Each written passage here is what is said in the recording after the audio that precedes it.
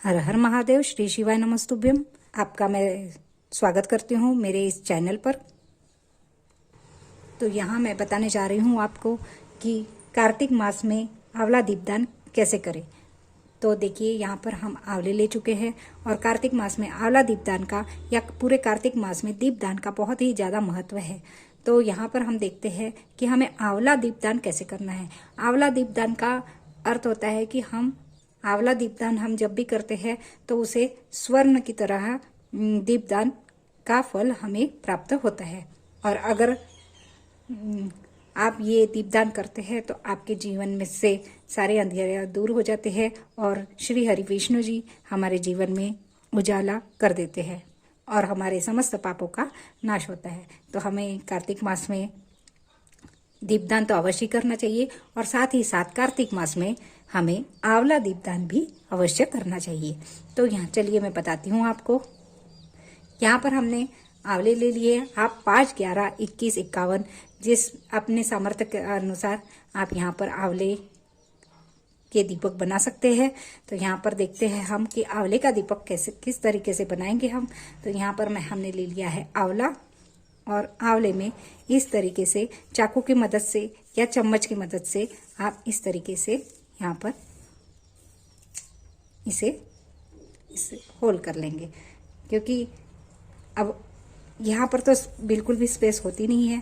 तो हमें थोड़ा सा चाकू की मदद से या फिर चम्मच की मदद से इस तरीके से थोड़ा सा गड्ढा बना लेना है, ताकि ये हमारी बाती थोड़ी देर के लिए ही जले, थोड़ी देर तक के जले। तो यहाँ पर हम देखते हैं कि आंवला दीपदान करने के लिए हमें हमेशा लंबी खड़ी बाती का ही प्रयोग करना पड़ता है, क्योंकि यहाँ पर हम लंबी बाती लगा नहीं सकते हैं। इसीलिए यहाँ पर हम तो देखिए इस तरीके से हम आंवले में कट लगा लेंगे और यहाँ पर हम इसे रख करके फूल बाती ले लेंगे। खड़ी बाती ही जलाएंगे हम इसमें और इसे इस तरीके से फैलाकर घी में डुबाकर इसे हम इस तरीके से प्रज्वलित करेंगे। थोड़ा थोड़ा घी हम यहाँ पर डाल देंगे। मैंने बाकी सभी में डालकर रेडी कर चुकी हूँ, बस आपको बताने के लिए मैंने यहाँ पर इसे बताया है। अब यहाँ पर हम देखते हैं कि हमें इसे किस तरीके से प्रज्वलित करना है। तो यहाँ पर हमने इस तरीके से सारे दीपक को बनाकर रेडी कर लिया है। और यहाँ पर हम देखेंगे कि आपको इस तरीके के आंवले लेना है जो आपके लुढ़के ना। तो देखिए ये तो सारे सब अच्छे से है, पर ये थोड़ा सा लुढ़क रहा है। तो अगर कोई आंवला लुढ़कता है तो आप इस तरीके से इस दीपक का प्रयोग कर सकते हैं, या फिर आप दीपावली पे यूज किए हुए दीपक भी ले सकते हैं। तो यहाँ पर हम देखते हैं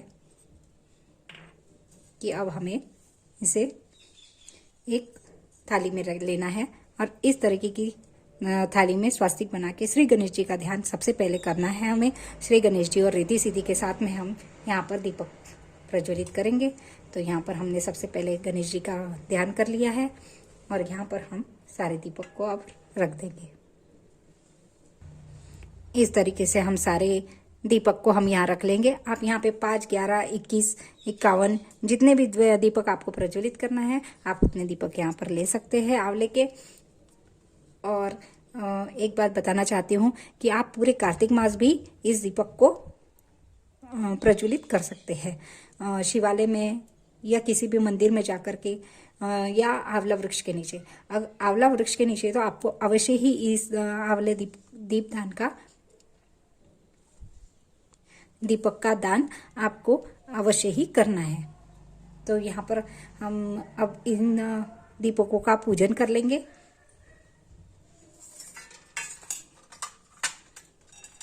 तो हम सबसे पहले अब हम सभी दीपकों को यहाँ पे अच्छे से पूजन कर लेंगे। तो यहाँ पहले मैं लगा दे रही हूँ सबको चंदन।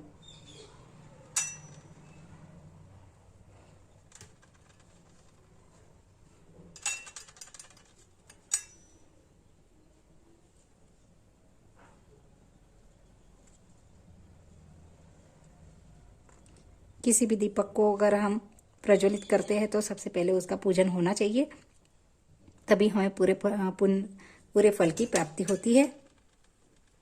अब यहाँ पर हम लगा देंगे कुमकुम।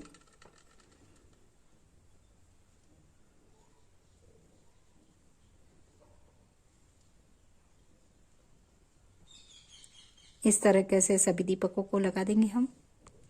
अब कुमकुम लगा चुके हैं हम। अब हम लगा देंगे इसमें हल्दी। तो हमें हल्दी का प्रयोग अवश्य ही करना है, हल्दी अवश्य ही लगाना है, क्योंकि ये विष्णु जी का प्रतीक है, माँ लक्ष्मी का प्रतीक है, तो हमें हल्दी भी जरूर से लगाना है। अब यहाँ पर हम इसमें सब में थोड़ा थोड़ा तिल डाल देंगे, क्योंकि कार्तिक मास में तिल का सबसे अधिक महत्व बताया गया है। तो हम थोड़ा थोड़ा सभी दीपकों में तिल अर्पित कर देंगे। अब यहाँ पर आपके पास में फूल है तो फूल को भी आप अवश्य ही यहाँ पर थोड़े थोड़े चढ़ा दीजिए।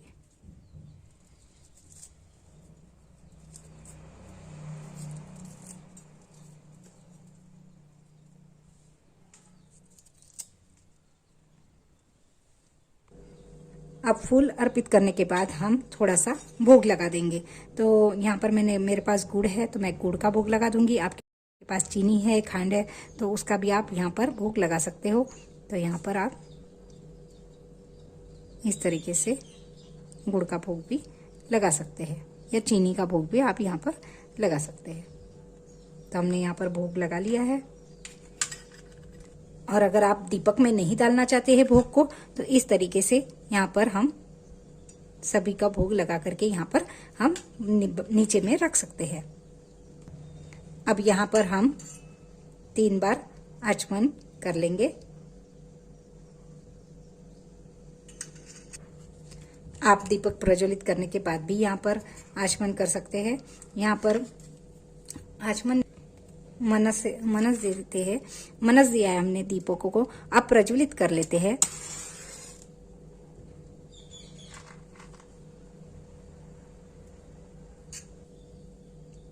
अब यहाँ पर हमने सारे दीपकों को प्रज्वलित कर लिया है। प्रज्वलित करने के बाद एक बार हम इसे मनस देंगे।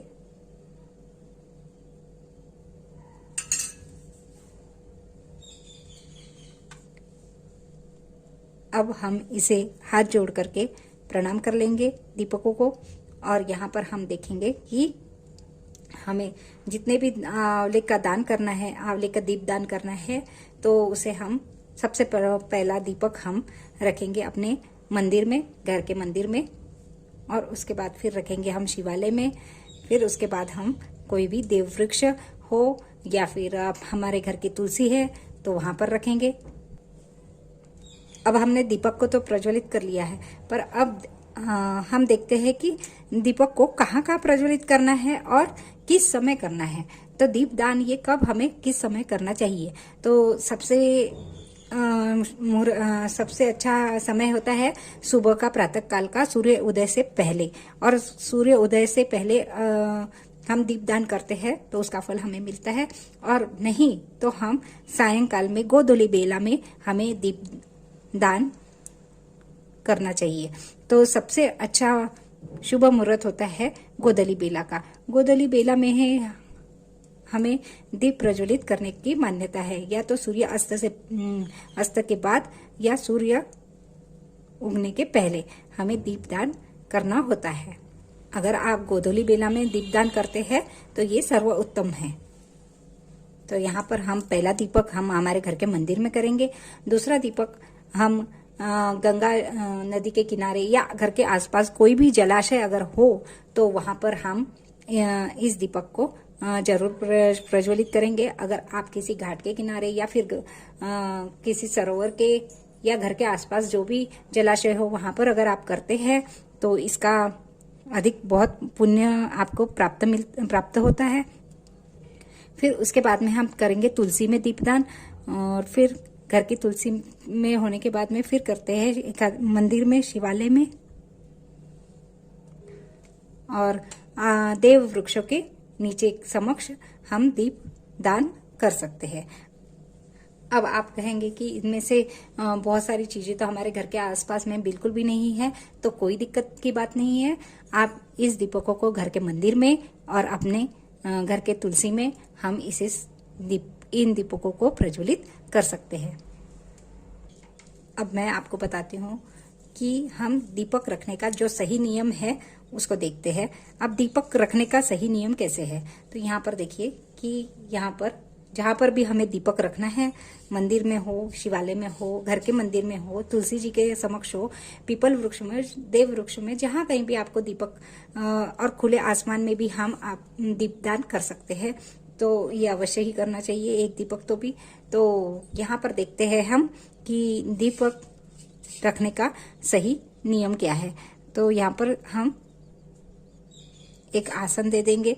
अगर एकादशी का दिन है तो हम तिल का आसन दे देंगे, नहीं तो हम चावल का भी आसन यहाँ पर दे सकते हैं।